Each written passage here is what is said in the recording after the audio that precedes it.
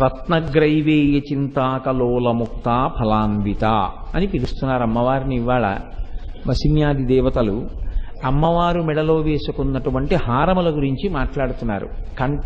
కంఠం గురించి మాట్లాడడం మొదలుపెట్టిన తరువాత మొట్టమొదట కామేశ్వర ప్రేమ కామేశబద్ధ మాంగల్య సూత్రశోభిత కంధర అన్న నామంతో మొదలుపెట్టి ఆ తరువాత అమ్మవారి కంఠం గురించి వక్షస్థలం గురించి మాట్లాడుతూ ఆ వక్షస్థలం మీద అలంకృతమైనటువంటి హారముల గురించి మాట్లాడుతున్నారు. రత్నగ్రైవేయ చింతాక లోలముక్త ఫలాన్విత. అమ్మా, నీ యొక్క కంఠమునందు మాకు 3 రకములైన హారములు కనపడుతున్నాయి. ఒకటి రత్నములతో పొదగబడినటువంటి హారము ఒకటి, లేదా రత్నములు పొదిగినటువంటి బంగారు హారము ఒకటి. రత్నగ్రైవేయ చింతాక, చింతామణులతో చేయబడినది అని కొంతమంది వ్యాఖ్యాతలు అన్నారు. కాదు కాదు, అది చింతాకు పతకము అని మనం తెలుగు వాళ్ళం అంటుంటామే, అలా చింతాకు ఎలా ఉంటుందో అలా అటువంటి ఆకుల రూపంలో ఒక హారం ఒకటి తయారు చేస్తారు. ఆ చింతాకులలో మణులు పొదుగుతారు. ఆ చింతాకులలో మణులు పొదగబడినటువంటి హారం ఒకటి. దాని కిందకు వచ్చేటట్టుగా అమ్మవారి మెడలో ముత్యాల హారం ఒకటి. కాబట్టి రత్నగ్రైవేయ చింతాక లోల ముక్త ఫలాన్విత. ముక్త అంటే ముత్యములు అని అర్థం. కాబట్టి లోలముక్త ఫలాన్విత అని ఈ 3 రకములైనటువంటి హారముల చేత అలంకృతమైనటువంటి కంఠసీమ కలిగినటువంటిది, లేదా వక్షస్థలము కలిగినటువంటిది. అమ్మవారి యొక్క గుండెల మీద ఆ 3 హారములు ప్రకాశిస్తున్నాయి. అటువంటి ఆభరణములు దాల్చిన తల్లి. స్త్రీ ఆభరణముల చేత అలంకృతమై ఉండడం అసలు కన్యాదానం దగ్గర నుంచే సాలంకృత కన్యాదానం అని చేస్తారు. 2, ఆడపిల్ల ఇంట్లో ఎన్ని భూషణములు పెట్టుకుని ఎంత సంతోషంగా ఉంటే ఇల్లు అంత వృద్ధిలోకి వస్తుంది. ఆడపిల్లకి సహజంగా భూషణముల మీద తిరస్కార భావం కానీ, భూషణముల మీద నైత్యమైనటువంటి భావన కానీ, ఇవన్నీ ఏమిటన్న భావన ఉండకూడదు శాస్త్రంలో. అది తల్లి పెంచి పోషించవలసి ఉంటుంది. ప్రత్యేకించి ఒక చెవులకు పెట్టుకునేటటువంటి ఆభరణముల గురించి ఒక చక్కటి అభిప్రాయంతో ఆడపిల్ల ఉండాలి. అలాగే ఆడపిల్ల మెడలో ఏదో ఒక హారం వేసుకుని ఉండాలి. చక్కగా అలా వేసుకుని ఉండడం వల్ల ఏమవుతుంది అంటే ఆమెకి శోభ కలుగుతుంది.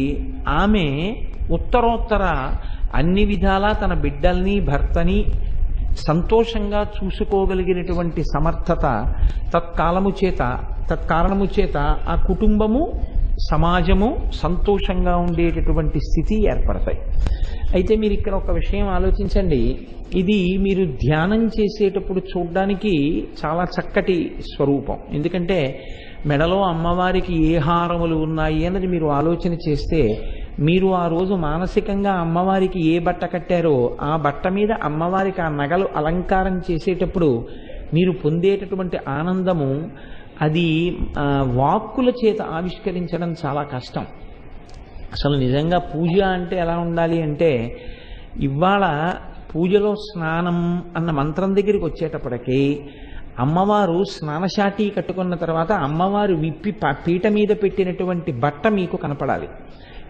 వెంటనే ఎలా జ్ఞాపకానికి రావాలంటే, నిన్న అమ్మవారు ఏ బట్ట కట్టుకుందో ఆ బట్ట మీకు పీట మీద పెట్టి కనపడాలి.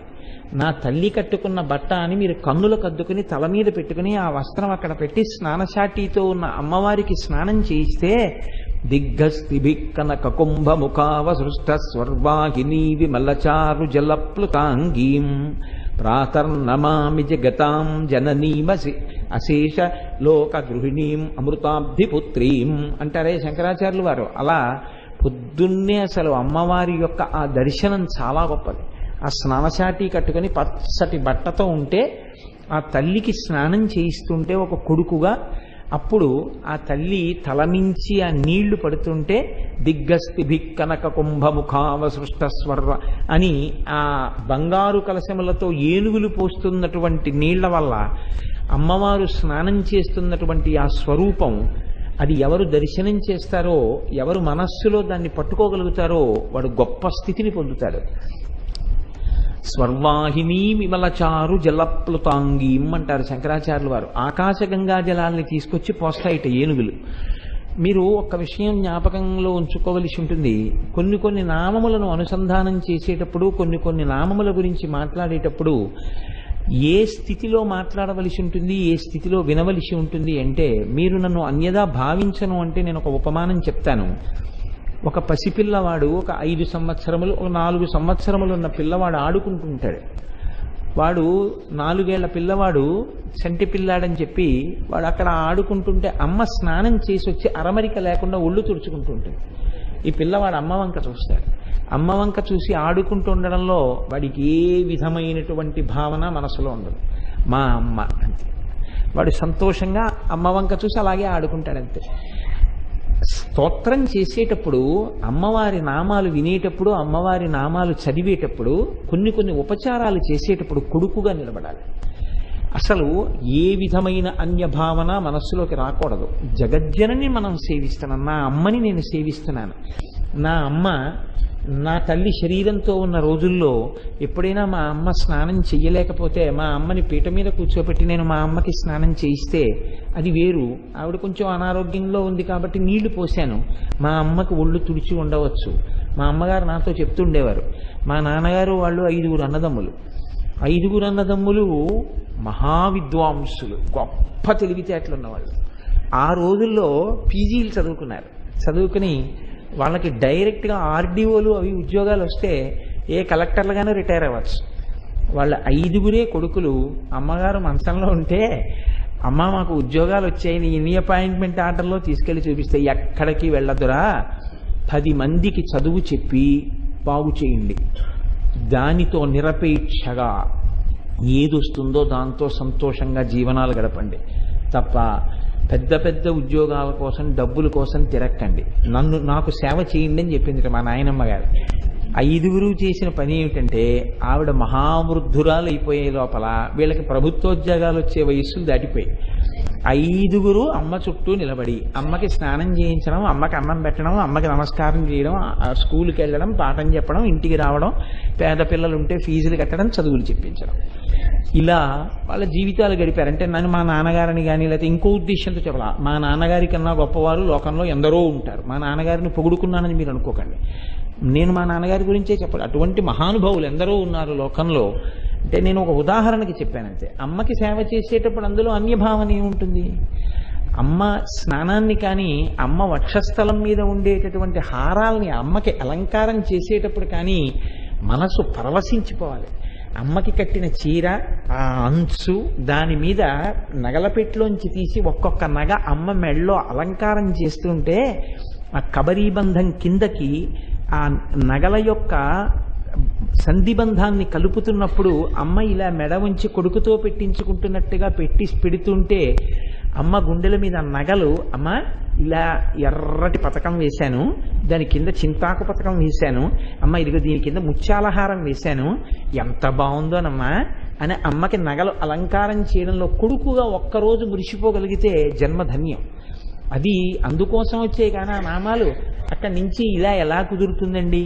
ఇలాంటి వెర్రి మాటలు రాకూడదు, అటువంటి వెర్రి ధోరణి ఉండకూడదు. అమ్మ దగ్గర కొడుకు ఎలా ఉంటాడో, అమ్మని చూస్తే కొడుకుకి ఎటువంటి భావన కలుగుతుందో. అసలు నేను మీకు ఒక మాట చెప్తాను, మీరు ఏమనుకోకపోతే. అసలు నిజంగా శరీరమునందు కలిగినటువంటి కామం కూడా అమ్మతనాన్ని చూడగానే కిందకి వెళ్ళిపోతుంది. పాల మీద నీళ్లు జల్లితే పాలు ఎలా వెళ్ళిపోతాయో, అమ్మయందు కామం ఉన్న పురుషుడు ప్రపంచంలో ఉండడు. అమ్మని చూసిన తర్వాత అన్యభావాలు ఎందుకు వస్తాయండి? అమ్మతనాన్ని చూసి పూజ చేస్తే అన్యభావన ఎందుకు వస్తుంది? అసలు ఆ నామాల్లో అలా ఎందుకు కనపడుతుంది? కాబట్టి రత్నగ్రైవేయ చింతాకలోల ముక్త ఫలాన్విత, అమ్మ నీవు అటువంటి హారములను ధరించి ఉన్నావు. ఇప్పుడు నేను మొట్టమొదటి నుంచి మీకు విజ్ఞాపన చేస్తున్నాను, కేశాది పాదాది పర్యంతం చెప్తున్నారు కాబట్టి ఎక్కడా ఏదీ విడిచిపెట్టకుండా అమ్మవారి యొక్క హారములతో సహా, అలంకారములు, ఆభరణములతో సహా మనకి వసిన్యాది దేవతలు అందిస్తున్నారు. ఇది బాహ్యంలో మీరు ధ్యాన సమయంలో ఉపయోగించుకోవడానికి మీకు ఒక మంచి ఆలంబనం. ఈ నామములు, ఓహో అమ్మవారు ఇలా అలంకారం చేసుకుని ఉంటుంది అని మీరు తెలుసుకుంటే ఒక కొడుకుగా ధ్యానంలో మీరు కూడా అమ్మకి అలంకారం చెయ్యొచ్చు. ఆ అలంకారం చేసేటప్పుడు మీరు పొందేటటువంటి ఆనందం వర్ణనాతీతం, అది వాక్కులకు దొరకదు. నేను మీకు నిజం చెప్తున్నాను, మీరు ఒక్కరోజు కానీ నిజంగా అలా కొడుకుగా నిలబడి అమ్మవారి మెడలో హారమును అలంకారము చెయ్యగలిగితే నాకు పరిపూర్ణమైన విశ్వాసం ఉంది, ఆనాడు కైలాసంలో నా తల్లి మెడలో ఆహారమే ఉంటుంది. మీరు మానసికంగా ఏ హారాన్ని వేశారో ఆహారంతో అమ్మవారు ఉంటుంది. అది మీ యొక్క భక్తి పరిణితి మీద, మీ మనస్సుని మీరు ఆవిడ పాదాల దగ్గర పెట్టడం మీద ఉంటుంది. కాబట్టి ధ్యానమునందు హారములను అలంకారం చెయ్యడంలో ఈ నామం మీకు ఎంతో ఉపయుక్తమైనటువంటి నామం కనుక రత్నగ్రైవేయ చింతాకలోల ముక్త ఫలాన్విత కాదు. కేవలము అదొక్కటే దాని ప్రయోజనం కాదు, అందులో ఒక పెద్ద రహస్యాన్ని ఒకదాన్ని దాస్తున్నారు. ఈ లోకంలో లోలులైనటువంటి వారి దగ్గర నుంచి ముక్త అంటే మోక్షస్థితిని కోరుకుంటున్న వాళ్ళ వరకు అమ్మ నీ పాదములను ఆశ్రయించిన వారై ఉన్నారు.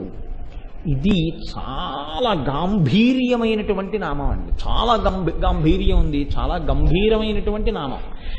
అసలు యథార్థంగా ఏం చెప్తారంటే ఈ నామాల్ని, వీటి వ్యాఖ్యానాల్ని గురుముఖతః వినడం వల్ల ఏమవుతుందంటే జీవితానికి సంబంధించి ఒక నిర్దిష్టమైనటువంటి అవగాహన ఏర్పడుతుంది. ఈ అవగాహన ఏర్పడినప్పుడు జీవితం ఒకలా ఉంటుంది, ఈ అవగాహన ఏర్పడిన తరువాత జీవితం ఒకలా ఉంటుంది. ఈ అవగాహన ఏర్పడాలి అంటే లలితా సహస్రనామ స్తోత్రమునకు సంబంధించినటువంటి వ్యాఖ్యానాన్ని విని తీరాలి. అందుకే చూడండి, లోల అంటే అర్థం ఏమిటి అంటే ఎప్పుడూ కదులుచున్నా అని అర్థం. ఎప్పుడూ కదిలితే దాన్ని లోల అంటారు. ఏది కదులుతుంది? శరీరం కదలడం అలా ఉంచండి, శరీరం కదులుతుంది, శరీరం కదలకుండానూ ఉంటుంది, రెండూ ఉంటాయి.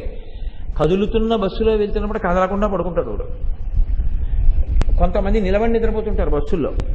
కాబట్టి శరీరం యొక్క కదలిక గురించి మాట్లాడటం లేదు. శరీరం యొక్క కదలిక వల్ల దానివల్ల వచ్చేటటువంటి ఇబ్బంది ఏముందండి? అందుకే శాస్త్రంలో ఒక గొప్ప మాట ఒకటి చెప్తారు. దురలవాట్లకి వశం అయిపోయి ఎక్కడ కనపడకూడదో అక్కడ ఒక వ్యక్తి కనపడితే వాణ్ణి చూసి వెంటనే నువ్వు ఈసడించవద్దు అని చెప్పారు. శరీరం అక్కడికి ఎందుకు వెళ్ళింది అంటే శరీరానికి ఏం పాపం లేదు, పుణ్యం లేదు, అదేం చేస్తుందంటే అది ఎక్కడికి తీసుకెళ్తే అక్కడికి వస్తుంది. అది ప్రవచనం చేయడానికి రావే అంటే ఇక్కడికి వచ్చింది. దీంతో ఒక తప్పుడు పని చేద్దామని నేను అనుకున్నాను అనుకోండి, అప్పుడు అది అక్కడికే వెళుతుంది తప్పుడు పని చేయడానికి. దీనికి ఏముంది సంబంధం? దీనికి ఏం లేదు. ఏం చేయమంటే చేస్తుంది. చెయ్యమని చెప్పే రాజు ఒకడు ఉన్నాడు దీంట్లో, వాడు మనస్సు. ఆ మనస్సు సంస్కరింపబడింది అనుకోండి, అంతే, అది వెళ్ళే తావులు మారుతాయి. మనసు సంస్కరింపబడలేదు అనుకోండి, అది వెళ్ళే తావులు మారిపోతాయి. దానికి స్వతంత్రం ఏముంది? దాని స్వతంత్రం ఏం లేదు. కాబట్టి లోల అంటే శరీరం కాదు కదిలేది. ఏది కదులుతోంది? మనసు కదులుతోంది. ఎలా కదులుతోంది అంటే ఇక్కడే మీరు చాలా జాగ్రత్తగా పట్టుకోవలసి ఉంటుంది. చిత్రం ఏంటంటే మనకి బయటవన్నీ తెలుస్తాయి, మన మనస్సు గురించి మనకి ఏమీ తెలియదు. లోల అన్న శబ్దానికి అర్థం మనస్సు యొక్క కదలికలు. మనస్సు యొక్క కదలికలు మీరు చూడండి చాలా చిత్రంగా ఉంటాయి. అది సంకల్ప వికల్ప సంఘాతము. అది ఎప్పుడూ ఏదో ఆలోచన చేస్తూ ఉంటుంది. అది నిద్రపోయింది అనుకోండి, దానంత ప్రశాంతత ఇంకోటి ఉండదు. నిద్ర చాలా హాయిగా ఉందండి అని ఎందుకంటారో తెలుసా అండి? ఇంద్రియాలని పట్టుకుని మనసు ఆత్మలోకి వెళ్ళిపోతుంది, మనసు ఉండదు, అందుకే హాయిగా ఉంటుంది. అది బయటికి వస్తుంది మొదలు లేస్తూనే, ఇవాళ ఆ పని చెయ్యాలి, ఇవాళ ఈ పని చేయాలి. ఆ పనికి వెళ్ళినప్పుడు ఆయన ఇలా అంటే ఇలా చెప్పేద్దాం, ఆయనకి తెలిసి వచ్చింది ఏమిట్లే అంటుంది. అది సంకల్ప వికల్ప సంఘాతం. అది ఎప్పుడు కోరికని తిరస్కరించడం ఉండదు. సాధారణంగా మనసు పని ఏమిటంటే కోరికని సృష్టిస్తుంది. ఈ పని చేద్దాం, ఆ పని చేద్దాం, అక్కడికి వెడదాం, ఇక్కడికి వెడదాం, ఇది చేద్దాం, అది చేద్దాం, ఇది సంపాదిద్దాం, అది సంపాదిద్దాం, ఇది అనుభవిద్దాం, అది అనుభవిద్దాం చెప్తూనే ఉంటుంది. ఈ చెప్పేటటువంటి మనస్సు కోరికలను ఆలంబనంగా చేసుకుని తిప్పుతుంది తప్ప ఇంకా దేన్ని ఆలంబనం చేసుకోదు. ఏదో ఒక కోరిక పట్టుకుంటుంది. ఇక్కడే మనసుని మీరు కొద్దిగా సంస్కరించారనుకోండి, ఈశ్వర సంబంధంలో తిరుగుతుంది. సంస్కరించలేదనుకోండి, లౌకికాన్ని పట్టుకు తిరుగుతుంది. అంతే తేడా. మీరు చూడండి, నేను ఒక మాట చెప్తాను, ఇక్కడ ఉన్న వాళ్ళని ఉద్దేశించి అంటున్నాను అనుకోకండి. కొంతమంది పురాణాలకి చక్కగా పెడతారు, ప్రవచనాలకి. ప్రవచనం అంతా అయిపోయిన తర్వాత మీరు వారిని పలకరించారనుకోండి, వారు ఏం మాట్లాడతారో తెలుసా అండి? వారి రాగద్వేషాలే మాట్లాడతారు. అంటే మరి శరీరం అక్కడుంది తప్ప ఆ మనస్సు ఏ విధమైన మార్పుని పొందట్లేదు. మరి దేనికి వెళ్ళడం అంటే లోపల మనస్సు ఒక టక్కరితనం చేస్తుంది. ఇది అడ్డు పెట్టుకుంటే కాసేపు బయటికి వెళ్ళడానికి ఎక్కడో తిరిగి రావడానికి బాగుంటుంది. రెండు, రోజు పురాణానికి వెళ్ళొస్తుంటారంటే ఓ గౌరవంగా ఉంటుంది. అలా కూడా ఆలోచన చేస్తుంది తెలుసా అంటే మీ వంటి వాళ్ళ గురించి కాదు, నా గురించి చెప్తున్నాను. రోజు కోటేశ్వరారు సాయంకాలం పురాణం చెప్పొస్తుంటాడు అంటే కోటేశ్వరారుకు నమస్కారం పెడతారని పురాణాన్ని చెప్పడానికి వస్తుంటుందేమో కూడా నా మనస్సు. అటువంటి దౌర్బల్యము నాకు లేకుండుగాక. కానీ మనస్సు అంత చిత్రంగా ఉంటుంది. ప్రతి దాంట్లో ఏదో కోరిక కోరుతూనే ఉంటుంది. నిష్కామంగా ఉండడానికి అసలు ప్రయత్నం చేయదు. ఇప్పుడు ఈ కోరికలతో సతమతం అవుతూ రెండుగా ఉంటారు జీవులు. ఒకళ్ళు భగవంతుణ్ణి సేవిస్తూ ఉంటారు, గుడికి ఎడుతూ ఉంటారు, పూజ చేస్తూ ఉంటారు. ఎందుకు చేస్తారో తెలుసా అండి? వాళ్ళకి భగవంతుడు అనేటటువంటి వాడు దేనికి పనికొస్తాడంటే వీళ్ళ కోరికలన్నీ ఆయన తీరుస్తూ ఉంటాడు. చిత్ర విచిత్రమైన కోరికలన్నీ కోరుకుంటారు. కోరుకుని ఎందుకంటే అవన్నీ అన్నాం అనుకోండి, ఏమంటే అమ్మవారి అనుగ్రహం ఉంటే ఎందుకు అవదండి అంటాడు. అది పోనీ ఒక ఈశ్వర పూజకి సంబంధించిన సంకల్పం అయి ఉండదు. అది ఎప్పుడూ లౌకికమే, ఎప్పుడూ లౌకికమే. ఎవ్వరూ ఊహించనంత ఎత్తుకి ఎదిగిపోయాడు. ప్రశాంతంగా ఉన్నాడని మీరు అనుకుంటున్నారా? మీకు టీవీలో కనపడే వాళ్ళు వార్తల్లో అందరూ ఇలాంటి వాళ్ళే. ఒంటికి 85 ఏళ్ళు 90 ఏళ్ళు వస్తాయి, వాడికి ఇంకా ఏదో అవలేదని ఏడుకుంటుంది.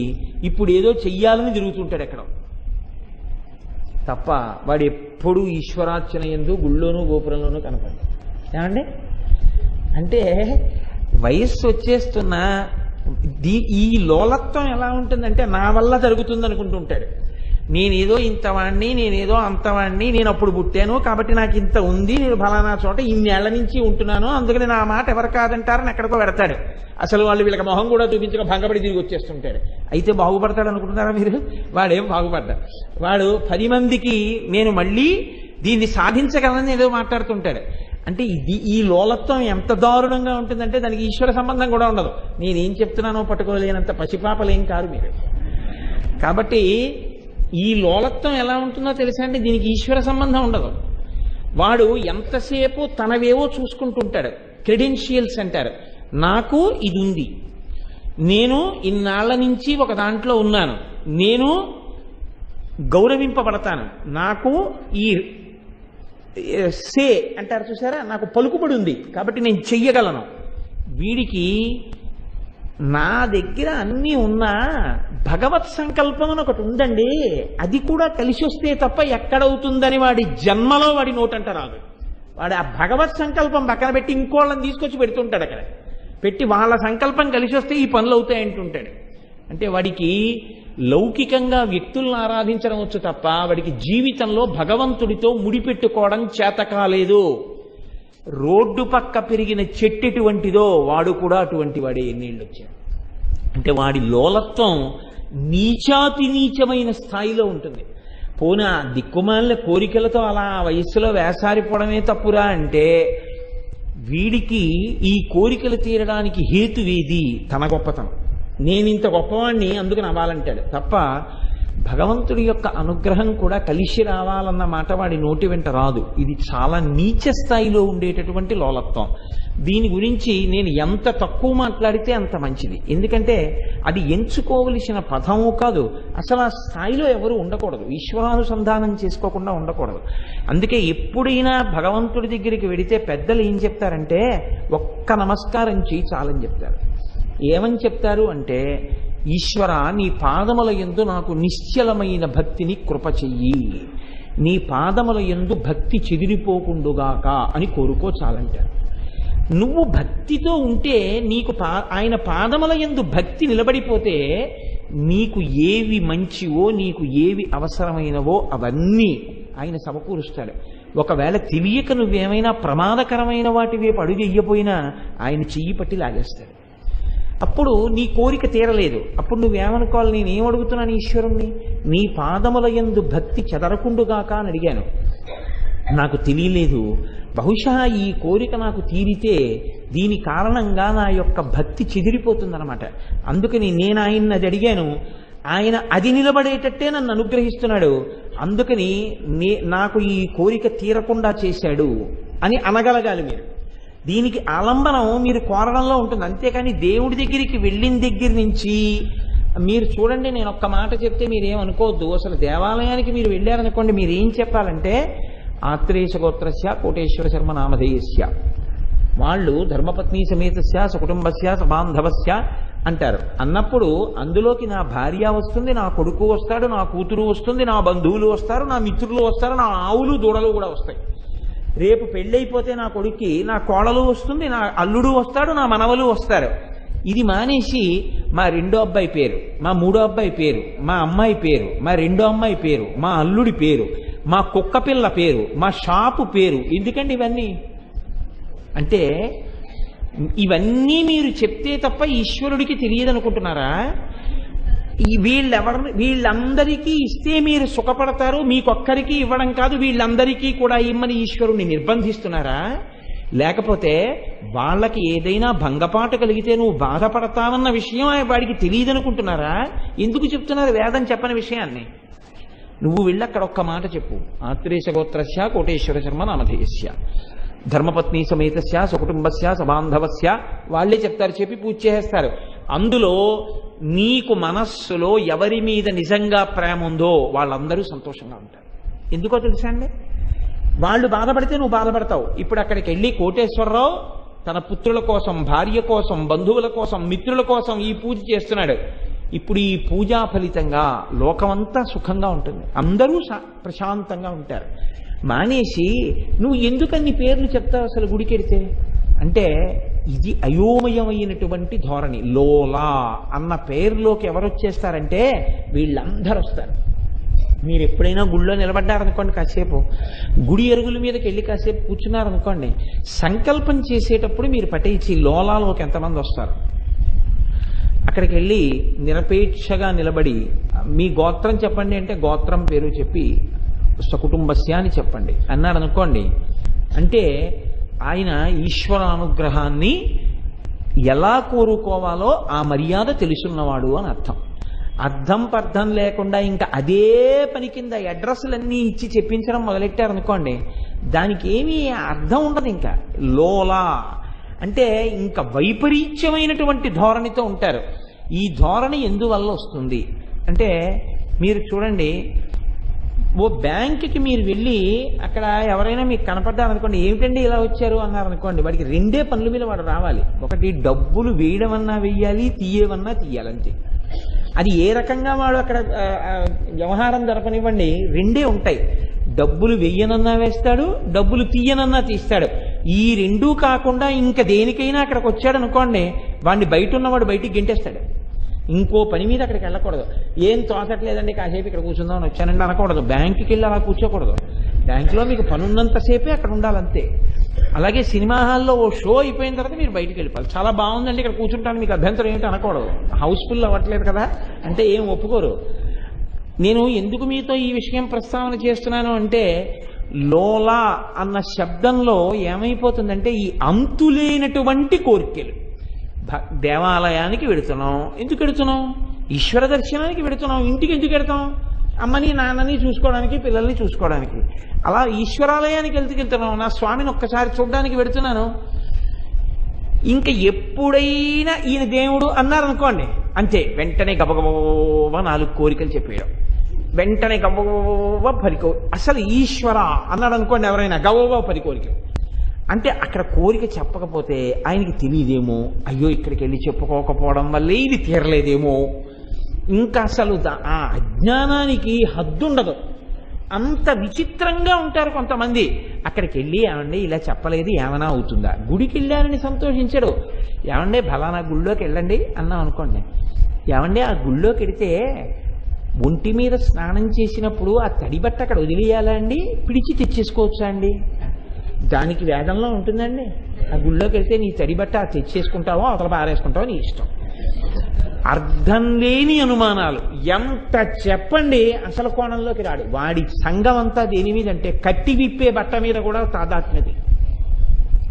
ఒకవేళ మీరు నేను అన్నానని కాదు చూడండి, ఆ గుళ్ళోకి వెళ్ళిన వాళ్ళండి, మీరు 200 మందిని తీసుకెళ్తూ ఎప్పుడైనా యాత్రకి ఎంతమంది లోల శబ్దంలోకి వస్తారో చూద్దామని ఒక నదికి స్నానానికి వెళ్తున్నప్పుడు ఇక్కడ స్నానం చేసిన తర్వాత స్నానం చేసిన బట్ట ఇక్కడ వదిలేయాలి అన్నారనుకోండి, అంతే. మీరు చూడండి అలా ఒకసారి ఎంత కలకలం వస్తుందో. ఈ మాట గురువుగారు నిన్న రాత్రి చెప్పుండొచ్చు కదా, పట్టు చీర కట్టుకొచ్చాను, లేకపోతే ఇది మా పుట్టింటి వాళ్ళు పెట్టిన చీర అని ఒక ఆయన, అయ్యో ఇది పెద్దంచు పంచ, ఈ పంచ ఇందులో వదిలేయడమా, నేనేదో స్నానం చేసి పట్టుకెళ్ళిపోవచ్చు అనుకుని తెచ్చాను అని. అప్పుడు వెంటనే ఏమవుతుందంటే, ఏమండి ఒక్కసారి కాటేసుకెళ్ళి బట్ట మార్చుకొచ్చేసాను, ఏమండి అన్నాం, ఈ బట్ట వదిలేయాలని వాడికి బెంగ. లోల ఎంత తాపత్రయాలండి, ఎంత తాపత్రయమో చెప్పలేను. మీరు చూడండి, ఒక్కొక్కడు గుళ్ళోకి ఎడతాడు, ఇలా పెట్టి ఇలా ఇలా ఇలా ఇలా ఇలా ఇలా అంటుంటాడు. ఏమిటంటే ₹10 అనుకుని ₹5 వేసేస్తానేమోనని వాడి బెంగ. అందుకని ఈశ్వరుడు వీడికి 5 కోట్లు ఇవ్వాలి, వీడు ₹10కి ₹5కి తేడా కోసం వెతుకుతుంటాడు లోపల. ఎందుకంటే ఇలా తీసి ₹5 జేబులో పడేసుకుని ₹10 వేస్తే అర్చకుడు వీడు చూసి ఇలా అంటాడేమోనని తీయడమే ₹10 తీస్తాడు వీడు. లోల నువ్వు వేసేది ₹10, కోరికలు 10 మంది కూతుళ్ళు, 10 మంది అల్లుళ్ళు, 80 కొడుకులు, 80 కోడళ్ళు, మనవలు, మునిమనవలు, ఓయ్ బాబోయ్, షాపుల పేర్లు, ఫ్రెండ్స్ పేర్లు, కుక్కల పేర్లు, ఇవన్నీ చెప్పాలి. ₹10 తోటి ఈశ్వరుడు ఇవన్నీ ఇచ్చేయాలి. ₹5 ఉన్నా తీడి ఇలా ఇలా ఇలా ఇలా అంటుంటాడు లోపల. ఎంత లోల మీరు చూడండి. ఈ లోల శబ్దం అంతా ఎక్కడ బాగా పైకి వస్తుందో తెలుసా అని అడిగారు. అమ్మవారి దగ్గరే వస్తుంది అన్నారు. ఎంత గొప్పగా మాట్లాడారు చూడండి. ఈ కోరికలన్నీ తనకున్నది దాచేసుకోవడం, ఇంకా ఇంకా కొత్త కొత్త కోరికలు సృష్టించేసి చెప్పేస్తూ ఉండడం. ఇంకా వాడు ఇంత ఉంటాడు, వాడు చక్కగా వయోవృద్ధిలోకి వచ్చి వాడికి విద్యాభ్యాసం బాగా ఉండాలి అనడు, వీడికి 4 పిల్లలు పుట్టి అని ఇంకా ఎంత దూరం పోతాడో, ఎందుకు వచ్చింది ఎవరికి తెలియని విషయాలు ఇవన్నీ. కాబట్టి లోల, ఈ లోల శబ్దము చేత నిరంతరమైనటువంటి కోర్కెలు. ఎప్పుడు భగవంతుడి దగ్గరికి వెళ్ళు కోర్కెలే తప్ప, అసలు కోర్కె లేకుండా ఈశ్వరుడి దగ్గరికి వెళ్ళి నమస్కారం చేస్తే ఈశ్వరుడు ఒకవేళ నీకు ఇవ్వవలసింది ఏమైనా ఉంటే నువ్వు అడగలేదు కాబట్టి ఇవ్వకుండా ఉంటాడా? ఒక్కనాటికి ఉండడు అలాగా, ఒక్కనాటికి ఉండడు. మీకు నేను ఒక ఉదాహరణ చెప్తాను. ఒకనొకప్పుడు నేను ఒక ప్రదేశానికి తీర్థయాత్రకు వెళ్ళాను. నాతో పాటు ఒక 2 ఎంతమందో ఉన్నారు. ఆ ప్రత్యేకమైన ప్రదేశంలో ఒక 4 రాళ్లు పెడితే ఓ ఇల్లు కట్టుకుంటారు అని చెప్పారు. చెప్తే వాళ్ళు ఇల్లు 4 రాళ్లు పెడుతున్నారు, నన్ను పెట్టమన్నారు. నేను పెట్టనన్నాను. ఎందుకు పెట్టరన్నారు? ఈశ్వరుడు నాకు ఇల్లు ఇచ్చాడు చాలు, నాకు అక్కర్లేదు, అందుకని నేను పెట్టనన్నాను. అంటే వాళ్ళు అన్నారు, అదేంటి ఓ ఇల్లు ఉంటే ఇంకో ఇల్లు ఉండకూడదా, పెట్టండి అన్నారు. అంటే నేను అన్నాను, అక్కర్లేదంటే నాకు తృప్తి ఉంది, ఒక ఇల్లు ఇచ్చాడు కదా, ఒక ఇల్లు కూడా లేని వాళ్ళు ఎందరో ఉన్నారు, పాక లేని వాళ్ళు ఉన్నారు. నాకు ఆర్సీసీ బిల్డింగ్ ఇచ్చాడు నా తండ్రి, అందులో ఉంటున్నానా ఇంకో చోట అద్దెకుంటున్నానా వేరు, నాకు వద్దులేండి, నాకు ఉంది కదా బిల్డింగ్, ఎక్కడో అక్కడ నాకు సొంత ఇల్లు ఉంది చాలు, నేను అడగనండి అలా ఈశ్వరుని, నాకు సిగ్గుగా ఉంటుంది అలా అడగడానికి, నేను అడగనన్నాను. వీడు పిచ్చాడు మూర్ఖుడు అనుకున్నారు, వాళ్ళు రాళ్ళు పెట్టేశారు. నేను తిరిగి వచ్చేసాను. తిరిగి వచ్చేసినటువంటి చిత్రం ఏంటంటే, ఒక నెల అయ్యేటప్పటికీ వాళ్ళిద్దరూ నా దగ్గరికి వచ్చి అన్నారు, ఏమండో వెళ్ళొచ్చిన వేళ విశేషం, మాకు మంచి స్థలాలు దొరికే ఇల్లు కట్టుకుంటున్నాం అన్నారు. చాలా సంతోషం అండి, గృహప్రవేశానికి వస్తాను కట్టుకోండి అన్నారు. మీరు పెడితే బాగుండేది అన్నారు. అంటే నేను అన్నాను, ఇప్పుడు దాని గురించి విచారం ఏముందండి, నేను అసలు ఆ విషయం పట్టించుకోలేదు, మీరు ఎందుకు దాన్ని పట్టుకుని పీక్కుంటారు, దాన్ని అలా వదిలేయండి అన్నాను.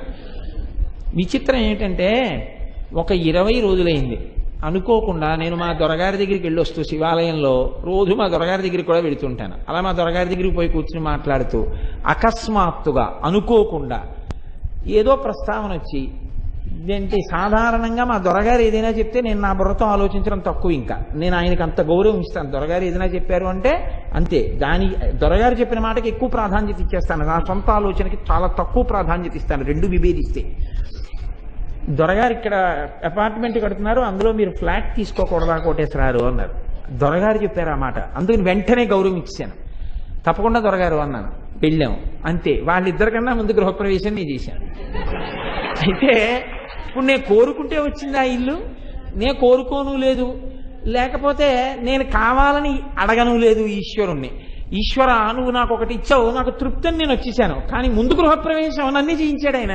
అప్పుడు నేను అనుకున్నాను, నా నిమిత్తం ఏముంది, వీడు వద్దు వద్దు అంటున్నాడు కానీ పాపం వీడికో ఇల్లు ఇద్దాం అనుకున్నాడు, ఆయన ఇచ్చాడు. ఈశ్వర ప్రసాదం అనుకున్నాను అంతే. కాబట్టి నేను ఈ మాట ఎందుకు చెప్తున్నానంటే స్వోత్కర్ష కింద చెప్పానని మీరు అనుకోకండి. ఒక్కొక్క చోట మీరు వినయంతో విధేయతతో ఈశ్వరుడు ఇచ్చిన దానికి తృప్తితో నిలబడితే పొంగిపోయి ఈశ్వరుడు మళ్ళీ ఇస్తాడు. మీరు ఎప్పుడు ఎన్నిచ్చినా ఇచ్చినవి చెప్పకుండా ఇంకా లేనివే ఆయనకి చెప్తున్నారు అనుకోండి, అసహ్యం వేస్తున్నాయి. ఇచ్చానండి ఒక్క రోజున, ఎప్పుడు ఇంకా ఏదో ఇవ్వలేదనే ఏడుస్తుంటాడు. ఇచ్చాను, వాడికి ఆరోగ్యం ఇచ్చాను, ఎంతో మందికి కళ్ళు లేవు, వాడికి కళ్ళు ఇచ్చాను, ఎంతో మంది వినలేరు, వాడికి వినే శక్తి ఇచ్చాను, ఎంతో మంది మాట్లాడలేరు, మాట్లాడే శక్తి ఇచ్చాను, ఎంతో మంది ఉన్నా తినలేరు, నేను ఉండి తినగలిగిన శక్తిని ఇచ్చాను, జీర్ణమయ్యే శక్తిని ఇచ్చాను, ఇన్ని వాడికి ఇచ్చాను, భార్యనిచ్చాను, బిడ్డల్నిచ్చాను, కొడుకుల్నిచ్చాను, కూతుళ్ళనిచ్చాను, ఉద్యోగం ఇచ్చాను, గౌరవం ఇచ్చాను, ఇచ్చాను. ఇస్తే ఈశ్వర నాకు ఎన్ని ఇచ్చావు నువ్వు, అందుకొచ్చాను నమస్కారం చేద్దామని ఒక్కరోజు అంట. ఇంకా ఏదో ఇవ్వలేదని వస్తాను నా దగ్గరికి. ఎంత అసహ్యం వేస్తుందండి ఆయనకి. అక్కడి నుంచి చూడగానే అమ్మో మళ్ళీ వచ్చేస్తున్నాడు బాబోయ్ అనుకోడు. మీరు ఆలోచించండి, మీ ఇంటికే అలా వస్తున్నారు అనుకోండి, వస్తుంటే మీకు ఏమనిపిస్తుంది? అయ్యి బాబోయ్ మళ్ళీ వచ్చేస్తున్నాడేయో అంటారు భార్యతోటి. మనని ఈశ్వరుడు మాత్రం అలా అనుకోడండి. ఇచ్చిన దానికి మీరు తృప్తితో ఈశ్వర నువ్వు ఇచ్చిన దానికి కృతజ్ఞతతో చూడకుండా ఉండలేక వస్తున్నానన్నాం అనుకోండి, ఏమైనా ఉంటే ముందు ఈయనకి పెట్టవే అంటారు కదండి. ఎప్పుడో అప్పుడు మార్చుకోవయా, ఎన్నాళ్ళు ఉంటావా లోల శబ్దంలో, బయటికి రావాయిహా. ఈ బతుకంతా లోలయే, ఆఖరికి ఊపిరి పోయే ముందు కూడా ఇంకా ఉండిపోతే బాగుండు లోల. ఇంకెప్పుడు వచ్చావు బయటికి? ఈ లోల ఉన్న వాళ్ళందరికీ దిక్కెవరు? ఆవిడే. ఇన్ని కోట్ల జీవరాశులు ఇంత స్వార్థంతో వెళ్ళి అలా చేస్తున్నా ఆవిడ మాత్రం కోప్పడకుండా అలా ఇస్తూనే ఉంది. ఎంత గొప్పదానివమ్మా, అది కదమ్మా నీ హారం, అది నీ భూషణం. పైహారం కాదు, ఆ ఇవ్వడమే నీ భూషణం. నేనైతే 4 మాటలు ఇచ్చి ఐదో మాట విసుక్కుంటాను. ఇన్ని మాటలు ఇచ్చినా మళ్ళీ ఏదో అడుగుతుంటాడు ఏమిట్రా అయినా అని. అటువంటిది ఆ తల్లిని అడగకుండా ఇస్తోంది, అడిగితే ఇస్తోంది. ఎన్ని మాటలు ఇమ్మంటావు అని విసుక్కోవట్లేదు. అసలు అన్నిటికన్నా గొప్పదేమిటో తెలుసా అండి, మళ్ళీ మళ్ళీ ఫెయిల్ అయిపోతున్నా సరే పాఠం చెప్పినటువంటి గురువు గారిలా ఎన్ని శరీరాలు ఇచ్చినా సరిగ్గా ఉపయోగించుకుని ఈశ్వరుడి పాదముల దగ్గరికి మనం చేరకపోతే మళ్ళీ ఇంకో శరీరాన్ని ఇచ్చి ఈసారి ప్రయత్నించు అన్న అమ్మవారి యొక్క అనుగ్రహానికి మనం ఏమిచ్చి రుణం తీర్చుకుంటాం?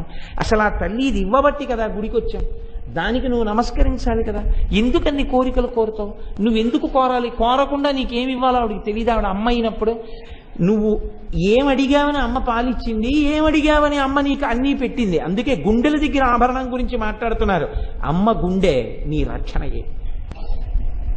అందుకే అమ్మ గుండె గురించి ఒక మాట చెప్తారు. ఒక ధూర్తుడు ఒక వేశ్యవాడకి వెళ్ళాడు.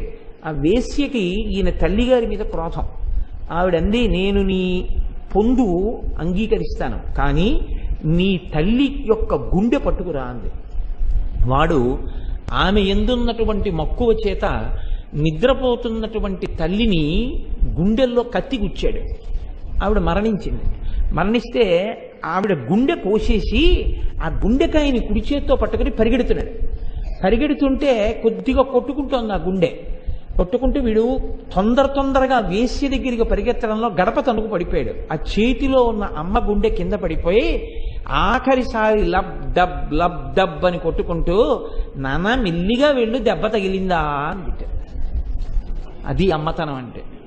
అమ్మ గుండె అంటే, అమ్మ గుండెలంటే ఎప్పుడూ మన గురించి ఆరాటపడమే. అటువంటి గుండెలకు ఆభరణం మనది రక్షించడమే. అటువంటి అమ్మ దగ్గరికి వెళ్ళి ఎందుకు 10 మాటలు కోరికలు కోరి లోల శబ్దంలో నిలబడిపోతావు? కోరకు, వెళ్ళి నిలబడు. నీకేమి ఇవ్వాలో ఆ తల్లికి తెలుసు. పొంగిపోయి నీకు ఇచ్చేస్తుంది ఆవిడ. అస్తమానం కోరిక కోరకువ. ఒక్క మాట అన్నాడు, అమ్మా ఇవాళ ఒక్కసారి నీ కాళ్ళు పడతానమ్మా అంటే, ఎందుకు నాన్న నాకు కాళ్ళు నొప్పులు లేవుంటుందమ్మా. మీరు చూడండి, ఏ అమ్మైనా సరే లోకంలో పిల్ల వచ్చి అమ్మా నేను నీ కాళ్ళు పడతానమ్మా అందనుకోండి, సరే పట్టుకో అందం. ఎందుకు నాన్న నాకేం కాళ్ళు నొప్పులుగా లేవే అంటే, అమ్మా నీకు కాళ్ళు నొప్పులుగా ఉన్నాయని కాదు, ఇవాళ ఎందుకో అమ్మ కాళ్ళు పట్టి పడుకోవాలనిపించిందమ్మా, ఒక్కసారి నీ కాళ్ళు పట్టి పడుకుంటానమ్మా అందనుకోండి, మీకు నిజం చెప్తాను, ఆ అమ్మ ఆనందానికి అంతుండదు. గజారోహణం చేయించిన అమ్మ అంత సంతోషపడిపోదు, అంత సంతోషపడిపోతుంది. నా బిడ్డ కాళ్ళు పట్టింది అమ్మ ఒక్కసారి కాళ్ళు పడతానమ్మా అని అడిగి కాళ్ళు పట్టింది. ఎందుకు నాన్న అంతసేపు కాళ్ళు పడతావు అంటే, అమ్మ సద్గురోహ పాదసేవనం, నాన్నగారు చెప్తుంటారు కదా, సద్గురువు యొక్క పాదసేవ దొరకమంటే దొరికేదమ్మా. ఆయనేం అలా కాళ్ళు పట్టించుకోడు, ఆయనే ఎవరికి అలా కాళ్ళు ఇచ్చి మీరు కాళ్ళు పిసకండి అండం. కాబట్టి అది దొరకడం మహాభాగ్యం. అలా దొరికింది. నీకన్నా గురువెవరమ్మా, అమ్మకన్నా గురువెవరు లోకంలో? ఇవాళ నీ పాదసేవ నాకు దొరికింది అమ్మా, నేను ధన్యురాలనమ్మా, అందుకు వచ్చానమ్మా నీ కాళ్ళు అని పిల్ల వెళ్ళిపోయింది అనుకోండి, అమ్మ పొంగిపోతుంది. ఇన్ని అమ్మ ఇచ్చిందే, అమ్మ ఇచ్చిన దానితో అమ్మ నేను ఇది చేసుకుంటానని నేను ఓటంటే ఎప్పుడైనా వచ్చిందా? నువ్వు నాకు ఇన్ని ఇచ్చావు కదా అమ్మ, నువ్వు నాకు ఇచ్చిన దాంట్లో ఇది పెట్టి నేను నిన్ను ఇలా సేవించుకుంటానని ఎప్పుడైనా అనగలిగావా ధైర్యంగా? అనే ముందు ఎప్పుడూ బెంగలు బాధలే. ఇంత ఇచ్చేస్తే అమ్మో ఇంత పెట్టేయడమే. అన్నిటికన్నా బరువు ఏదో తెలుసా అండి? ఈశ్వర సేవే. 108 ప్రదక్షిణాలు చేయండి అన్నారు అనుకోండి, 108 ప్రదక్షిణాలు చేస్తే ఏమొస్తుందండి అంటాడు. ఒకవేళ ఏమీ లేకుండా ప్రదక్షిణం చేసినా వెళ్ళిపోయాక 108 ప్రదక్షిణాలు చేశాను కదా, తల్లి కాపాడకపోతుంది ఏంటంటాడు. ఎంత విచిత్రం చూడండి. తప్ప అసలు నాకు అంత ఇచ్చింది, నేను ఆ తల్లికి ఏమి ఇవ్వనని వెంపర్లాడేవాడేవాడు లోకంలో? అలా ఎవడు అనడు. అందుకే అమ్మకి అన్నం పెట్టడం పెద్ద బాధ అయిపోతుంది. అమ్మ తన నెత్తురు పాలగా మార్చి నీకు పట్టినప్పుడు ఆవిడికి బాధ లేదు. ఇది లోక సహజమైన విషయం. ఈ లోలత్వం 2 కోణాల్లో ఉంటుంది. తను పుచ్చుకోవడంలో లోలత్వం. అమ్మకి 80 ఏళ్ళు వచ్చేస్తాయి. అప్పుడు కూడా ఏమంటాడంటే, అమ్మా నీ కోడలు పుట్టింటికి వెళ్ళి వస్తుందట, కాస్త ఈ వారంలో నువ్వు చేస్తావేంటి వంట అంటాడు. అంతే తప్ప అమ్మా నువ్వేం చేస్తావమ్మా, ఇంకాను ఇన్నాళ్ళు పెంచి పెద్ద చేశావు, నేను వండి పెడతా కూర్చో అంటాడు. అనుకుంటున్నారా మీరు? అమ్మ ఎలాగో వండనివ్వదు కానీ అనడు. అమ్మ కనపడగానే అమ్మ ఇది చెయ్యొచ్చు కదా అన్న ఆలోచన వస్తుంది. ఇది లోల. నేను ఎన్ని లోలా చెప్పగలను? అమ్మ అంటే విడితే పుచ్చేసుకోవడం. లేదా మీరు చూడండి, లోకంలో ఒక గమ్మత్తు ఉంటుందండి. పుట్టినప్పుడు ఆవిడ దగ్గర పాలు, పుట్టకముందు ఆవిడ కడుపులో స్థానం, పుట్టి ఆవిడ మంగళసూత్రాలు పట్టుకుని ఆట, ఆవిడ గుండెల మీద తన్నులు, ఆవిడ కష్టపడి పెంచి పెద్ద చేస్తుంది. పెద్ద చేసిన తర్వాత అమ్మ ఇంక నువ్వు పెద్దదాని అయిపోయావు కదా, నీకెందుకు ఈ చీర బాగుండదు, నేను పట్టుకెళ్ళిపోతానే. ఎంత ప్రేమగా ఇచ్చేస్తుందో నాకెందరో తెలుసండి. సంతోషంగా ఇచ్చేసి, అవును నిజమే పెద్దదాన్ని అయిపోయాను, నాకెందుకు పట్టుకెళ్ళిపో అంటాను. పోనీ అమ్మ నువ్వు కట్టి విప్పిన చీర నేను కట్టుకుంటానమ్మా అందు కూతురు, కడుపున పుట్టిన కూతురు, గుండెల మీద చెయ్యేసి ఆలోచించండి. నేను అన్నమాట తప్పేమో, నేను అన్న మాట దోషభూయిష్టంగా అన్నానా అన్నది మీరు ఆలోచించండి. ఎంతమంది కూతుళ్ళు లేరు అలా అన్నవాళ్ళు. అమ్మ నువ్వు కట్టి విప్పిన బట్ట శేషవస్త్రంగా కట్టుకుంటానమ్మా అని అడిగిన కూతురుందా? అమ్మ నీకు ఈ చీర ఎందుకమ్మా ఇంకాను, నేను పట్టుకెళ్ళిపోతానన్న కూతుళ్ళు ఉన్నారా? నిజాయితీగా చెప్పండి. నేనన్న మొదటి మాట అన్నవాళ్ళు ఎవరైనా ఉంటే చెప్పండి, నా తల మీ పాదాలకి తాటించి నమస్కారం చేస్తాను. ఏమి నిర్భయంగా పరమ సంతోషంతో పరాదేవతని చూసి నమస్కారం చేస్తా. అలా అనలేము. అమ్మ నీకెందుకు నాకు ఇచ్చేయంటాం. లోల. అయ్య బాబోయ్, అసలు అమ్మ దగ్గర లోలత్వానికి అంతు లేదు. ఇన్ని రకాలుగా అడుగుతున్నా, నోరు మొయ్యి. నాకిది ఇప్పుడు కట్టుకోవాలో ఇప్పుడు కట్టుకోక్కర్లేదో, నేను ఎప్పుడైనా ఏది కట్టుకుంటే ఎవరికి సంతోషం కలగాలో వాడు వేరొకడు ఉన్నాడు, అది నిర్ణయించవలసిన వాడు. నాకు 70 ఏళ్ళు వచ్చినా నేను ఈ చీర కట్టుకుంటే సంతోషించేది మీ నాన్న అయితే నీకు అనవసరం అని అంటుందా అమ్మ? ఒక్కనాటికి అంది ఇచ్చేస్తుంది సంతోషంగా చీర. ఇది అమ్మతనం అంటే. అందుకే అమ్మ శేషవస్త్ర చంద్రశేఖర పరమాచార్య నిరూపించారండి ఒక చోటి విషయాన్ని. ఆయన మహానుభావుడు, సాక్షాత్ నడిచిన పరాశక్తి. ఇప్పటికీ పరమాచార్యకి నమస్కారం చేస్తే తెలియనటువంటి విషయాలు కూడా ద్యోతకమవుతాయి. ఆయన చెప్తారు ఎక్కడో అక్కడ తప్పు త్రోవలో అడుగు వెయ్యపోతుంటే దిద్ది నిన్ను రక్షించేస్తారు, వేరొక వైపుకి వెళ్లకుండా కాపాడతారు, నిన్ను వద్దు నువ్వు వెళ్ళవద్దు అటువంటి చోట్లకని. కాబట్టి చూడండి, ఒకానొకప్పుడు ఆయన అమ్మవారికి అభిషేకం చేసి ఆరాధన చేస్తున్నారు. చేసి ఒక పట్టు బట్ట కట్టారు అమ్మవారికి. కడుతుంటే సభలో అక్కడ కూర్చునుందో తల్లి, పిల్లని తీసుకొచ్చింది సభలోకి. ఆ పిల్ల వాళ్ళ అమ్మతోటి అమ్మవారికి కట్టిన చీర చాలా బాగుంది, నాకు ఇచ్చేస్తే బాగుండు, అమ్మవారికి కట్టిన చీర చాలా బాగుంది, నాకు ఇచ్చేస్తే బాగుండు, ఇదే మాట అంటుంటే ఆ తల్లి పిల్ల నోరు నొక్కి, నోరు మొయ్యి, తప్పు, అమ్మవారికి కట్టిన చీరది, అలా ఇచ్చేయమనకూడదు అంటూ వస్తోంది. దగ్గరికి వెళ్ళారు తీర్థం తీసుకోవడానికి. ఈ పిల్ల నోరు ఇలా పట్టుకుంది తల్లి, గబుక్కుని చీర అంటుందేమోనని తీర్థం తీసుకుంటోంది. పరమాచార్య తీర్థం ఇవ్వడం ఆపేసి ఇలా చూసి గబగబా వెళ్ళి అమ్మవారికి కట్టిన చీర విప్పేసి తీసుకొచ్చి ఆ పిల్ల చేతిలో పెట్టేశారు. ఆయనే పరాశక్తి. ఆ స్థితిని పొందారండి వాళ్ళు ఉపాసనలో. అందుకే వాళ్ళు మహాపురుషులు, వాళ్ళు సనాతన ధర్మానికి గొడుగులు. వాళ్ళ వల్ల నిలబడింది ఈ సనాతన ధర్మం. వాళ్ళ పేరు తలుచుకోకపోతే కృతజ్ఞులం. ఇంత చేసి పరమాచార్య అన్నారు, నాదే ఉంది, నేను శంకరాచార్యులు వారి వేషం కట్టినందుకు నాకు నమస్కారం చేస్తున్నారు, నా గొప్పతనం ఏం లేదన్నారు. నాదింత గొప్పతనమని పరమాచార్య జీవితం మొత్తం మీద ఒక్కసారం లేదు. నేను ఇంతటి వాణ్ణి అని ఆయన అనలేదు, నేను ఇది చేస్తున్నాను అని ఆయన అనలేదు. అది వినయం అంటే. ఎక్కడ జ్ఞానం ఉందో అక్కడ వినయం ఉంటుంది. అంతటి మహాపురుషుడు. కాబట్టి శేషవస్త్రము అంటే కట్టిన చీర విప్పి అమ్మిచ్చేస్తుంది. ఇది పురుష స్వరూపంతో చూడండి, స్త్రీ స్వరూపంతో చూడండి, అమ్మవారి యొక్క అనుగ్రహం.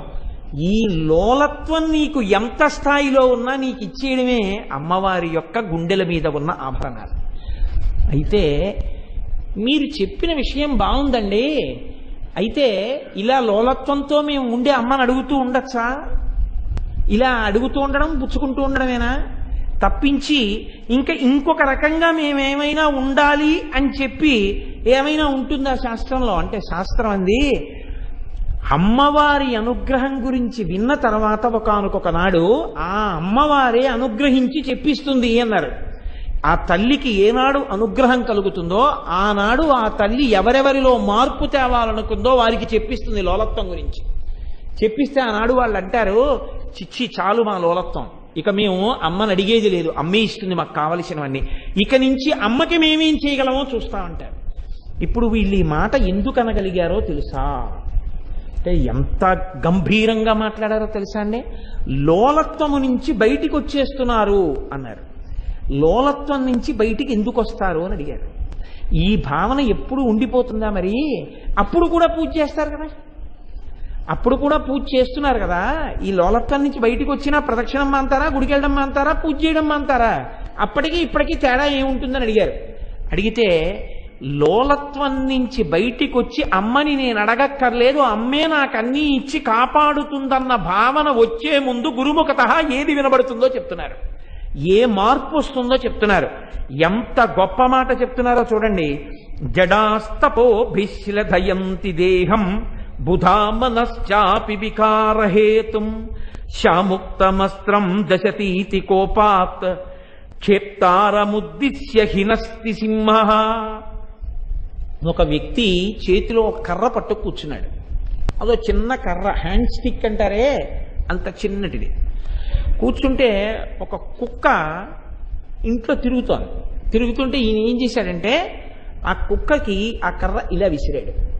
విసిరితే కుక్క ఏం చేసిందంటే కర్ర ఎక్కడికి విసిరాడో అక్కడికి పరిగెత్తుకుంటూ వెళ్ళి నోటిలో కరుచుకుని ఆ కర్ర మళ్ళీ పట్టుకుని యజమాని దగ్గరికి వచ్చింది. వచ్చి అక్కడ వదిలిపెట్టింది. వదిలిపెడితే ఆ నోట్లో ఉన్న కర్ర మళ్ళీ తీసుకున్నాడు. తీసుకుంటే అది ఇలా ఇలా ఇలా ఇలా నాలిక జాపి చూస్తోంది. మళ్ళీ ఆయన ఏం చేశాడంటే కర్ర ఇలా విసిరాడు. మళ్ళీ కుక్క పరిగెత్తుకుంటే కర్ర ఎక్కడ పడుతుందో ఆ పడక ముందే పరిగెత్తింది కర్రతో పాటు. కర్ర ఇలా పడగానే నోటితో కలిసి పట్టుకుని మళ్ళీ పరిగెత్తుకుంటూ వెనక్కి వచ్చింది. వచ్చి ఇలా నిలబడింది. మళ్ళీ నోట్లో కర్ర తీసుకున్నాడు. ఇలా యజమాని ఎన్ని మాటలో కర్ర విసిరాడు.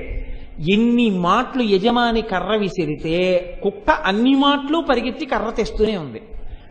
ఈయన ఒకవేళ ఈ లోపల కర్ర విసరడం మానేసి కర్ర చేత్తో పట్టుకుని ఇటు తిరిగి భార్యతో ఏదో మాట్లాడుతున్నాడు అనుకోండి, అది అక్కడే నిలబడి కుక్క కర్ర విసురుతాడని తోక ఊపుతూ అలా నిలబడే ఉంది. ఆఖరికి ఆయన మాట్లాడేసి మళ్ళీ ఇటు చూసేటప్పటికి అది అలాగే పడుకుని ఉంది తోక ఊపుతూ. అంటే కర్ర విసురు, నేను పట్టుకొస్తానని. మళ్ళీ కర్ర విసిరాడు. మళ్ళీ వెళ్ళింది, మళ్ళీ తెచ్చింది. ఆఖరికి ఆయన ఆడి కర్ర అక్కడ బాలేశాన్ని లోపల గడిపాడు. అది మాత్రం ఏం చేసిందంటే ఆ కర్రని పట్టుకుని రెండు కాళ్ళ మధ్యలో పెట్టుకుని నోటితో కొరుకుతూ తన పళ్ళల్లోంచే కారుతున్నటువంటి రక్తాన్ని చప్పరిస్తూ తాను ఏదో ఆహారాన్ని తింటుంటే, మాంసాన్ని పీకుతుంటే దాంట్లో వస్తున్న నెత్తురు చప్పరిస్తున్న అనుభూతిని పొందుతూ ఆనందపడిపోతుంది ఆ కుక్క. ఈయన మరునాడు వచ్చి కూర్చున్నాడు. ఎక్కడి నుంచి వచ్చిందో ఒక సింహం ఒకటి అలా లోపలికి వచ్చింది. ఆయన చూశాడు, ఆ సింహం వచ్చి అలా నిలబడింది. నిలబడితే నిన్నటి రోజున సాయంకాలం వేళ కుక్క వచ్చింది. నేను ఇలా కర్ర విసిరాను, పరిగెత్తుకెళ్ళి పట్టుకుని వచ్చింది. ఆ కుక్కకి తోకుంది, ఈ సింహానికి తోకుంది. ఆ కుక్క భూమికి అడ్డంగా ఉంది, సింహం కూడా అడ్డంగా ఉంది. కుక్కకి నోరుంది, సింహానికి నోరుంది. కుక్కకి పళ్ళున్నాయి, సింహానికి పళ్ళున్నాయి. కుక్కకి 4 కాళ్ళున్నాయి, సింహానికి 4 కాళ్ళున్నాయి. కాబట్టి ఇది కూడా తెస్తుంది అనుకున్నాడు. అనుకుని ఆయనకి సింహము అని తెలియదు. తెలియక ఏం చేశాడంటే కర్రీలా విసిరాడు. ఆ సింహం ఏం చేసిందంటే కర్ర దగ్గరికి వెళ్ళడం మానేసి ఎవడు కర్ర విసిరాడో వాడి మీద పడింది. బాగా పట్టుకోగలిగారా? కుక్కగా బతికితే కర్ర తేవడమే అలవాటు అవుతుంది. ఒక్కసారి సింహం అయితే కర్ర విసిరిన వాడి మీద పడడం అలవాటు. కోరికల వెంట పడడం అలవాటైతే కుక్క కర్ర పట్టుకున్నట్టు ఆ కోరికల వెంట తిరుగుతూనే ఉంటాం. ఆ కోరిక తీరిందన్నప్పుడల్లా దాంట్లోంచి నిత్తురు రావట్లేదు, నీ పళ్ళల్లోంచి నిత్తురు వస్తుంది. సుఖం కొత్తగా రావట్లేదు, నీలో ఉన్నది ఉద్భుతమవుతోంది. తీరిందని వెంపర్లాడి నీ జీవితం పాడు చేసుకుంటున్నావు. సింహం అలా కాదు, ఎవడు కర్ర విసిరాడో వాడి మీద దూకుతుంది. నువ్వు సింహం అవ్వగానే నీ లోలత్వం పోయి, ఏమిటి నాకు ఈ వెర్రి కోరికలు, ఎంత వయసు వస్తున్నా ఈ కోరికలకు హద్దు లేదా అని నువ్వు కోరికల మీద పడతావు. కోరికలు తీర్చే వాళ్ళ వెంట వెళ్ళి అలా అమ్మవారి చుట్టూ పరిగెత్తి కుక్క పరిగెత్తినట్టు పరిగెత్తడం కాదు, సింహంలా నిలబడతావు.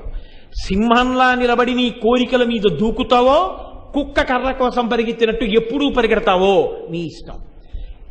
సింహంలా బతికితే కర్ర పట్టుకోవు, కుక్కలా బతికితే కర్రే పట్టుకుంటావు.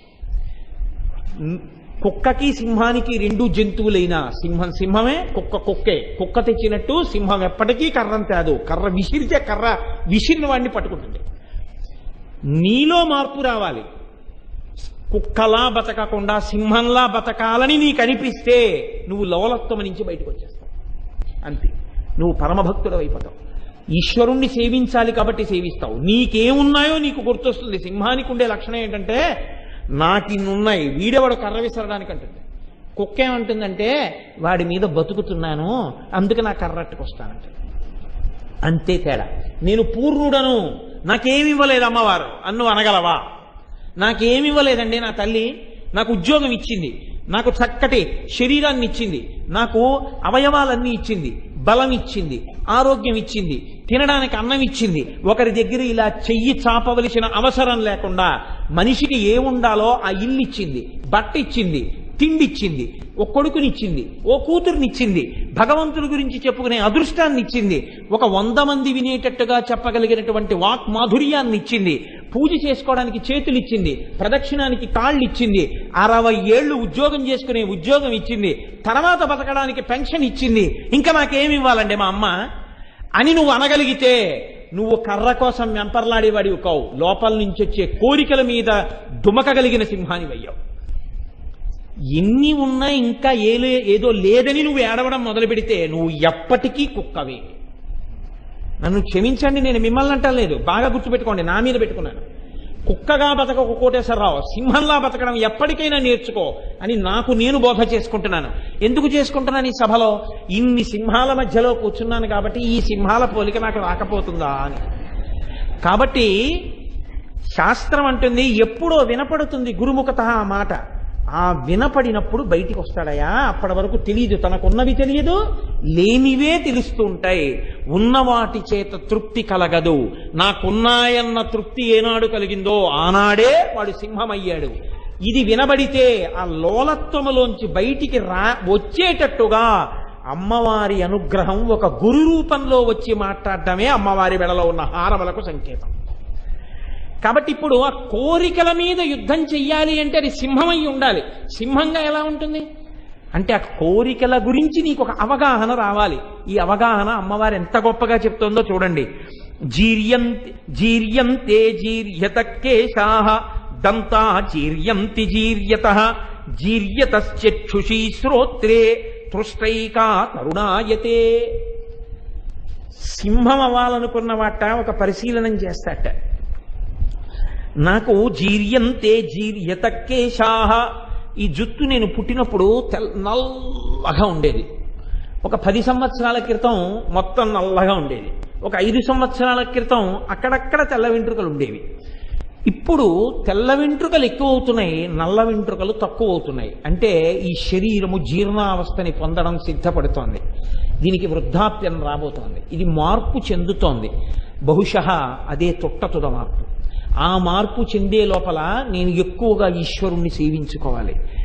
ఈ శరీరమునందు వెంట్రుకలు తెల్లబడిపోతున్నాయి. దంతా జీర్యంతి జీర్యతః, పళ్ళు పరమపటుత్వంతో ఉండేవి. చెరుకు కర్రలు కొరికేసేవాణ్ణి. కానీ ఈ పళ్ళు ఇప్పుడు గట్టిగా బ్రష్ పెట్టి రుద్దితే తట్టుకోలేక పళ్ళు ఊడిపోతున్నాయి. కాబట్టి నా దంతములు ఊడి పడిపోతున్నాయి. జీర్యతశ్చక్షుషీ శ్రోత్రే, అంత దూరంలో ఉన్నదాన్ని చూసేవాణ్ణి. నలకలంతంత అక్షరాలు అసుర సంధ్య వేళలో సూర్యాస్తమయం అవుతుండగా గదిలో కూర్చుని కళ్ళజోడు లేకుండా చదివేవాడిని. అటువంటిది కళ్ళజోడు పెట్టుకుంటే తప్ప చదవలేని స్థితి ఈ కన్నులకు కలిగింది. తృష్టైకా తరుణాయతే, ఏది ఇంకా పటుత్వంతో శరీరంలో ఉండిపోయిందంటే ఆనాటి నుంచి ఈనాటి వరకు ముదుసలితనం రాకుండా పటుత్వంతో ఉండిపోయింది ఏది అంటే నా కోరికలు ఒక్కటే. దిక్కుమాల కోరికలు, వాటికి వృద్ధాప్యం రావట్లేదు. వెంట్రుకలు తెల్లబడిపోతున్నాయి, దంతాలు ఊడిపోతున్నాయి, చెవులు వినపడ్డం తగ్గిపోతోంది, కళ్ళకి చూడడం తగ్గిపోతోంది. కోరికలు మాత్రం నవయవ్వనంలోనే ఉన్నాయి. వలిభిర్ముఖమాక్రాంతం ఫలితైరంకితం శిరః గాత్రాణి శిథిలాయంతే తృష్టైకా తరుణాయతే. ముఖం ఒకప్పుడు చాలా చక్కగా చర్మం అంతా కూడా బిగువుతో ఉండేది. మెల్లమెల్లగా ముఖం మీద ముడతలు ప్రారంభమయ్యాయి, నుదురు మీద మడతలు ప్రారంభమయ్యాయి, చెక్కిళ్ల మీద మడతలు ప్రారంభమయ్యాయి. అంటే శరీరము చర్మము జారిపోయి మడతలు పడిపోవడం ప్రారంభమైపోయింది. ఫలితైరంకితం శిరః, తల ఇలా పెట్టి ఉండలేను, ఇలా పెట్టి ఉండలేను, ఏదో నిప్పి ఇలా కూర్చోలేను, జుత్తా నిరిచిపోతోంది. గాత్రాణి శిథిలాయంతే, శరీరంలో ఒక్కొక్క అవయవం శిథిలం అయిపోతున్నాయి. ఇలా పద్మాసనం వేసుకుని తెల్లవారుజామున 3 గంటలకి పూజలో కూర్చుంటే 9 అయ్యేంత వరకు 6 గంటల సేపు ఈ కాలు ఇలా ఎత్తకుండా ఒకనాడు పూజ చేసేవాడిని.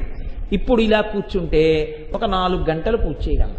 4 గంటల మించి కూర్చుందా అంటే ఇక్కడెక్కడో నొప్పి పెడుతుంది. అంటే ఇవన్నీ నా గురించి చెప్పుకుంటున్నాను అనుకుంటున్నారేమో. నేనేం అలా పూజ ఎప్పుడు చేస్తే శుభ్రంగా బాగే పొడుగుండేవాడినేమో.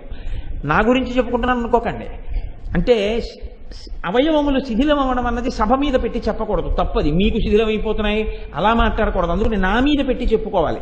అందుకని అవయవములు శిథిలం అయిపోతున్నాయి.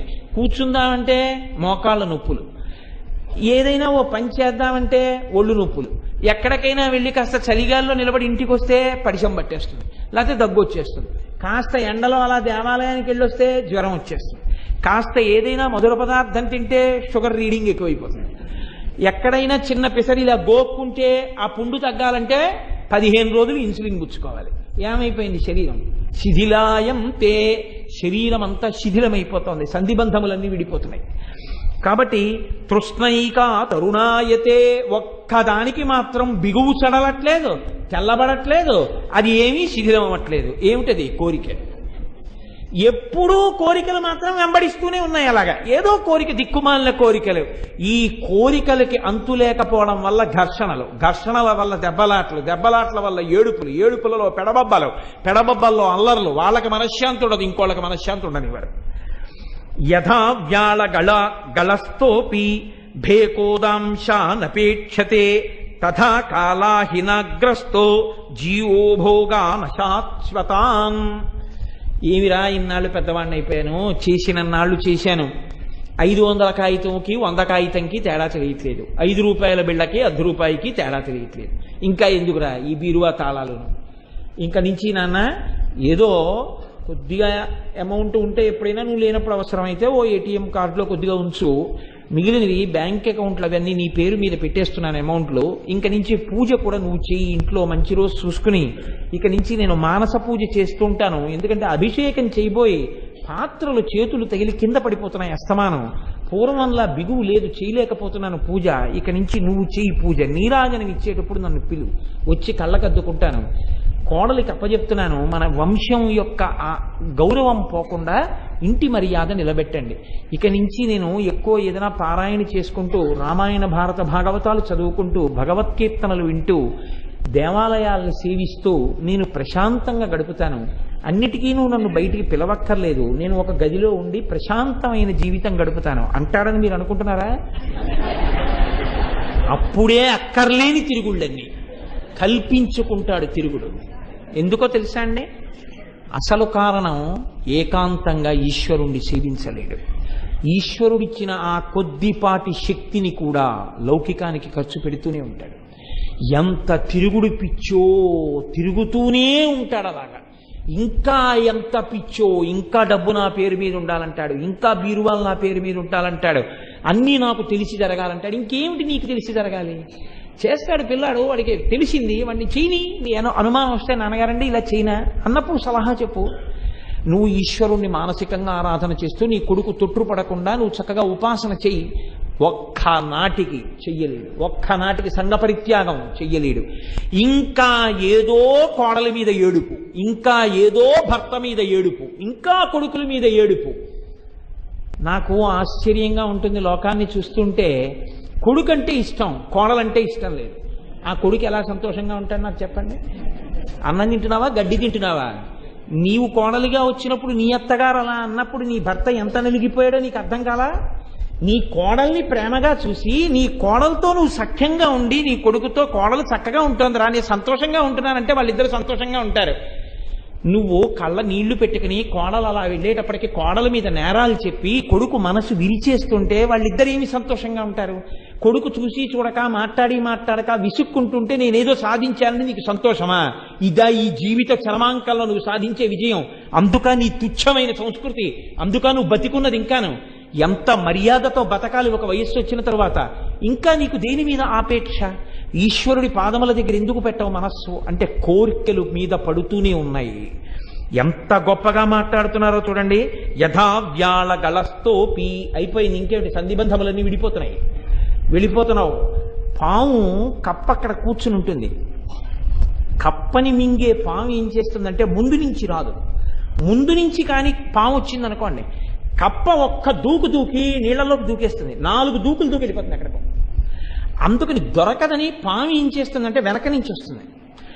కప్ప ముందుకు చూస్తూ ఉంటుంది, వెనక నుంచి వచ్చి పావుని కప్ప పట్టుకుంటుంది, కప్పని పాము పట్టుకుంటుంది. పట్టుకున్నప్పుడు పావు నోటికి కప్ప ఎంత దొరుకుతుందంటే వీపు వరకు దొరుకుతుంది. దాని నోరు, కళ్ళు, ముక్కు అన్ని బయటికి ఉంటాయి. వెనక నన్ను పాము పట్టుకుంది అన్న విషయం అది తెలుసుకోవడానికి దానికి కొంత సమయం పడుతుంది. పాము యొక్క తొందర ఎలా ఉంటుందంటే ఇంకా ఎంత తొందరగా దీన్ని నిర్జీవం చేసేస్తే అంత తొందరగా నేను దీన్ని మింగేయచ్చు. ఎందుకని? మింగాలంటే ఇది నోరు తెరిచి లోపలికి లాగాలి, ఇది నోరు తెలిచే లోపల దూకేస్తుంది బయటికి. అందుకని ఇంకా దూకలేని స్థితి దీనికి తెచ్చేయాలంటే తొందరగా తన విషాన్ని దాని శరీరంలోకి ఎక్కించేయాలి. అందుకని పట్టుకుని గట్టిగా నొక్కి కోరల్లో విషాన్ని కప్పలోకి ఎక్కిస్తూ ఉంటుంది. ఈ కప్ప వెనక తనని పాము పట్టుకుందని చూడకుండా ముందు ఎగురుతున్న ఈగని పట్టుకోవడానికి నాలిక చాపుతూ ఉంటుంది. సంధిబంధములు విడిపోయి శరీరం శిథిలావస్థలోకి వెళ్ళిపోతుంటే నువ్వు ఇంకా కోరికలు కోరుతూ ఇంకా ఏదో తినాలి, నీకు ఇంకా ఎవరో పెట్టలేదని నువ్వు నాలిక చాపుతున్నావు. ఒక పక్క నుంచి కాలగ్రస్తం అయిపోతోంది శరీరం, నువ్వు ఇంకా కోరికలతో నాలుకలు చాపుతూనే ఉన్నావు. ఆ నాలుక ఈశ్వరుడి సేవలో, ఈశ్వర స్తోత్రంలో తరిస్తే మోక్షం వైపుకు వెళ్ళిపోయి ఉండేవాడివి. ఇదే లోలత్వం. అప్పుడు కూడా నీ లోలత్వంలోంచి నువ్వు బయటికి రాలేదు, అప్పుడు కూడా ఇంకా కోరికలే. ఆశ్చర్యంగా ఉంటుందండి. ఇంకా వెళ్ళిపోతారండి, ఇంకా 2 రోజుల కన్నా ఉండరు, అయిన వాళ్ళు ఉంటే పిలిచేయండి అంటారు. పిలిచేస్తే అద్దంలోంచి చూస్తూ ఉంటారు, ఈ వీళ్ళు చూస్తూ ఉంటారు. చూస్తూ అప్పుడు కూడా ఇంకా ఎవరి మీదో నేరం గురించి, ఇంకా ఎవరి మీదో దేని గురించో బాధపడతారు తప్ప ఇంకా అయిపోతోంది టైము 48 గంటలో 24 గంటలో ఉంది. కాబట్టి ఇంకా ఈ ఉన్న సమయాన్ని ఈశ్వరార్చనలో ఉపయోగించేద్దాం. మళ్ళీ ఏ జన్మ వస్తుందో మాట్లాడగలనా, భగవన్నామని చెప్పగలనా, కీర్తించగలనా, మానసికంగా ధ్యానం చేసుకుంటూ ఈశ్వరార్చన